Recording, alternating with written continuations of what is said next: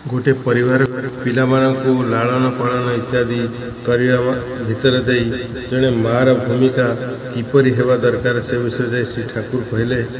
आजिकल झील मैंने लेखापढ़ा शिखती किंतु पिलामानंकु मनीष करने को हुए किपरि भावे ताहा जानती नहीं। किपरि करी खाइबाकु हुए, बसिबाकु हुए, चलिबाकु हुए, हसिबाकु हुए, मुतिबाकु हुए, ठिया हेबाकु हुए, दांतर जत्न नेबाकु हुए, आखिर जत्न नेबाकु हुए, कानर जत्न नेबाकु हुए, स्नान करबाकु हुए, कथा कहबाकु हुए, शरीर रक्षा करबाकु हुए, सबु ही भल करी सिखाई देबाकु हुए। रोगर चिकित्सा ठारू रोग जहा द्वारा न हुए ताही करिबा भल। माँ माने जदि पुओ झील मानकु भल करी शिक्षा दियंती ताहले सेमाने अनेक कष्टर हाथरू रिहाती पाई जाती। आउ ए जे शिक्षार कथा कहूची एगुड़िक किंतु मुहरे कहले हुए नहीं, निज निजर आचरण द्वारा शिखाइबाकु हुए।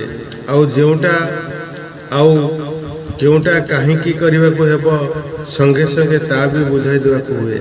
सत शिक्षा और सत व्यवहार अभाव मनीष जे केते दुख पाए जीवन रे तार अंत नहीं। पुणी भितर जदि माल न थाए ताहले शिक्षा हेले भी से धरी रखी पारती नहीं। तेबे पारिवारिक आचार आचरण जदि भल हुए तार भितर देई अज्ञात रे अनेक शिक्षा पाई जाती। गोटे गोटे परिवार रे देखा जाए विनय और सदाचार जेपरी सेमानकर स्वभावगत यही प्रकार परिवेश रे मनीष हेले सेटा आयत्त करिवार डेरी हुए नहीं। पुणी एपरी परिवेश रे पुओ झील माने जन्म सूत्र रे अनेक परिमाण रे शुभ संपद नहीं आसती। तेणु सेमाने बेसी भाग क्षेत्र रे ही जन्म हुंती। परिवेश गुड़िक गढ़ी तोलिबा दिगरे आपण माने तेणु विशेष भाव में नजर देवे।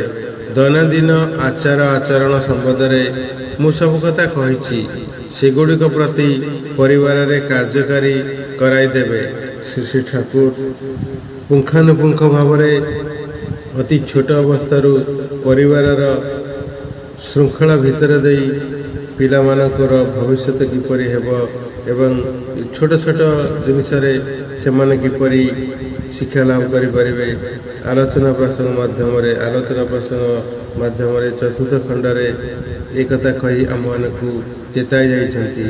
आमे जदि एगुड़िक न मानी अवहेला करूँ ताहले आम जीवन रे बहुत प्रकार प्रॉब्लम आसीबो जहाँ आमे आमर अज्ञात सारे ताहा पहुँची जीव।